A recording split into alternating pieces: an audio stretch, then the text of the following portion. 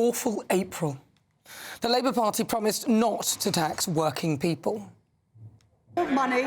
More money in the pockets of working people. Higher living standards promised by this Labour government, delivered by this Labour government. Yet council tax is estimated to rise on average by £90, water by £125, energy by £111, so that's already over £300, all rising on April the 1st. Ironically, April Fool's Day. Who do they think will be paying for those increases if it's not working people? On Wednesday, in her spring statement, the Chancellor, Rachel Reeves, claimed that we would all be £500 better off a year. The OBR say today that people will be, on average, over £500 a year better off under this Labour government.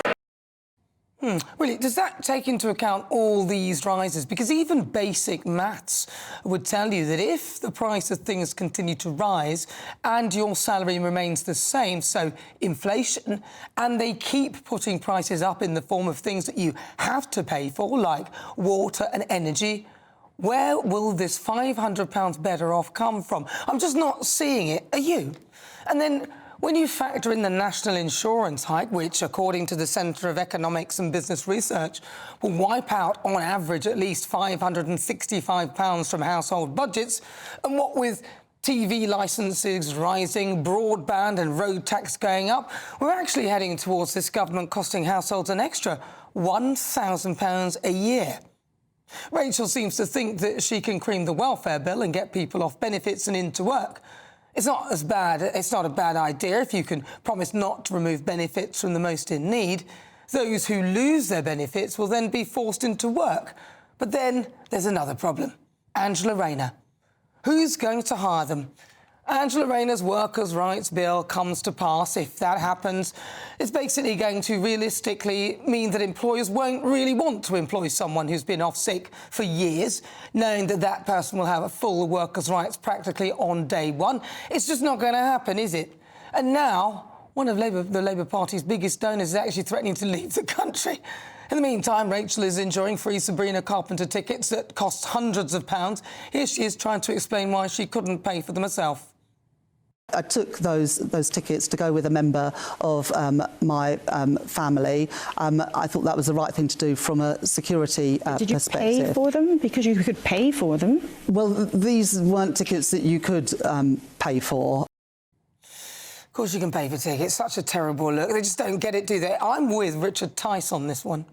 I think it doesn't add up. I think the people at the OBR, frankly, have been eating or they've been eating magic mushrooms or something, because this is delusional. It doesn't add up. We are heading towards a financial disaster.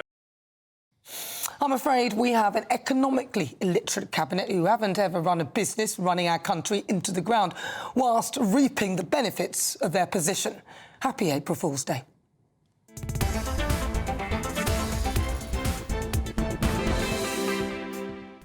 Well, you're with me. I'm Nana Akua. This is GB News. We're live on TV, online and on digital radio. Coming up, we'll be dissecting the Chancellor's spring statement, which, according to a new poll, is almost as unpopular as Liz Truss's mini-budget.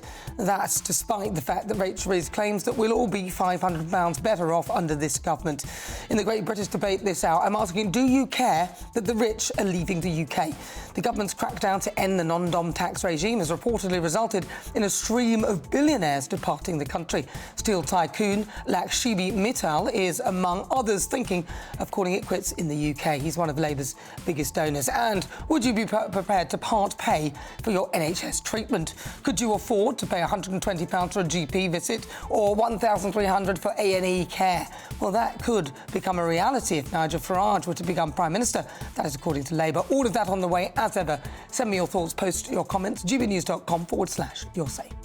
I used to have to use the razor that my ex-girlfriend used to shave her legs. It scratched me and it made me feel weird. But fear not, because Manscaped is back with a game changer. This isn't just any old shaver. We're talking about the Chairman Pro Electric Foil Shaver with two interchangeable skin-safe blade heads. One for that baby smooth look and another when you want to keep it a bit rugged. Get this, it's waterproof. You can use it in the shower, by the pool, or even while scuba diving if that's your thing. This beauty runs for 75 minutes on a single charge. That's enough time to shave your face, your mate's face, and still have juice left over for touch-ups. You'll also get their Power Shave Gel for a proper wet shave experience, and a face shave soother to keep your mug looking fresh and irritation-free. It's like having a barber in your bathroom, minus the awkward small talk. Click the link in the description and use the code GBN for a whopping 20% off and free shipping with the code GBN at manscaped.com. Join the 11 million blokes worldwide who trust Manscaped. Your face will thank you, and so will your wallet.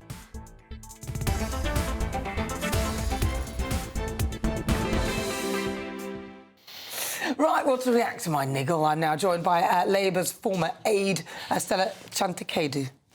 Very well done. Yes, you did. Yeah, Yep. thank you. All right, Stella, enough of the niceties. Come on, it's a disaster, isn't it? You even wrote. You know what I find? I did, and we can talk about that. But I find it very interesting that you mentioned the OBR figure, because it's an OBR figure. Yeah. You cannot be. It's not Rachel Reeves saying that people will be £500 better off. It's the OBR. The OBR is not being favourable towards the Labour Party. If anything, they're being extremely strict, and I would say they're bullying the government, whichever that government is. Now, you are talking about energy bills, water bills, and all of that. That's right. The reason why people are paying such high prices at the moment is because for the last 15 years, during times where interest rates were historically low, and the British government should have been investing in our infrastructure and building houses for the generations who are working right now, they convinced the media and the public to buy into austerity economics, which meant completely cutting capital spending. Do you know why austerity was brought into play? Yes, Well, it was because George Osborne believed. No. Do you know why? He wanted to fix the debt. Why was it? He wanted to address the debt. Because of what?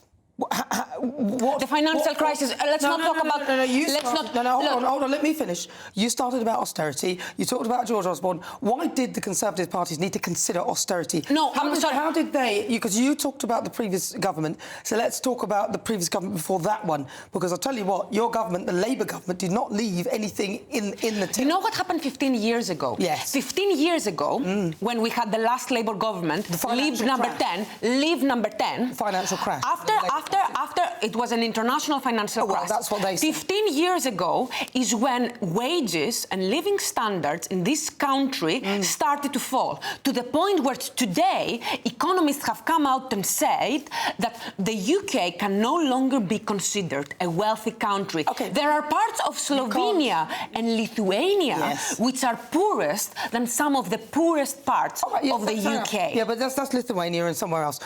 Let's talk about, because you have gone back and you said because of 15 years of Tory government, which is basically what you're saying, and then you pointed to austerity. Austerity was initiated because of the disaster that was left by the Labour government. Let's not forget the full financial crash that happened under their watch. Now, if the finances had gone well, they would have taken credit for it. So somewhere within that, their behaviour helped to lead to this. So the Labour Party left a very... The Labour Party stabilised the economy. Letter saying there was nothing stabilised. That was a joke that every single chancellor has done throughout the history. The Labour Party under Gordon Brown and Tony Blair saw the highest levels of benefits paid for children. And this is something that Labour should be proud of. They should be proud of that, but they also crashed the economy. Remember the 2009 crash? Crashed the economy. So for 15 years, it took 15 years for the Conservatives to completely... Thank you. They crashed the economy. So the Labour Party crashed the economy and left a note, which was apparently a joke but true, that there was no money left. For 15 years, the government have put in a policy of austerity. I'm not saying the Tories did a good job. They did a disaster. This is how successful George Osborne was. If you are going to go backwards in time, then so will I. Let's come forward and let's talk about Rachel Reeves and this disastrous spring statement that she's put forward. How about the fact that she's taking money from those who are the sickest? They said those are the broadest shoulders would carry the heaviest burdens, but now they are raiding the welfare bill. Now, I don't disagree with taking money from people who shouldn't be taking money, but a lot of those people should be on benefits. I'm against the welfare. I'm against the welfare cuts. I'm against the welfare cuts. But I have a question. The people who are trashing the Chancellor, who has an extremely difficult job, and within 10 months, people are accusing her of not being able to undo the damage that the Conservatives have done over 15 years. The Chancellor has to undo all of that, right? Yeah, and she's doing things that the people who are accusing the Labour Party are in favour of. Cutting the welfare bill, boosting defence spending, cutting the civil service. These are all things that the right of this country is saying they want to see happen. Some of those things are, you know, they are Tory playbook policies. But let's talk about the national insurance hike, because she herself, and I have a nice 45-second clip of her saying it's a jobs tax, how it's ridiculous, it's a growth tax. She has said that herself in the House of Parliament, and now she's done exactly the same thing. So Nigel Let's Farage... talk about her. We can come back to Rachel in a minute. So Nigel Farage... Rachel, we can come back to Nigel. Excellent. Everyone, Rachel's opponent, Nigel Farage and the Conservatives are saying you are not allowed to raise national insurance. At the same time, they're saying you're not allowed to raise any tax. At the same time, they're saying you need to boost defence spending. Rachel, at the same time, why are you cutting the welfare? Well, something has to give. Rachel put those financial parameters in herself. The Labour Party said they won't raise national insurance, they won't raise VAT, and they won't raise income tax. They put that there. Nobody's told them to do that. Those were her fiscal rules. Had she not done that, why she's now, she has to say raising national insurance, and why she now had to divide national employers and employees' national insurance, when herself, a little while ago, many years ago, said that they were pretty much ended up being the same thing. So why have they done that? Surely you can't be in favour of that.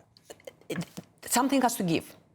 And had she increased taxes, which would have been my personal preference, and I would have come here and I would have said, yes, go on, increase taxes. Especially increase taxes for those who can solder them, perfectly fine. But had she done that, the reaction from the media would have been insane. Well, of course, and one good thing that came out of the budget is that the next day you saw the markets completely, again, have been pleased. The markets are pleased, the markets are calm. That's not quite true. The markets haven't crashed and gone into free fall like they did with Liz Truss, but this is a slow car crash rather than a fast one. And even political commentators and economists are saying that actually this is almost as unpopular as Liz Truss's mini, should we call it a fiscal event, just to be polite to her, because it was ridiculous. Poor Liz Truss, I think she had the right idea, but just unfortunately executed with Neolithic incompetence.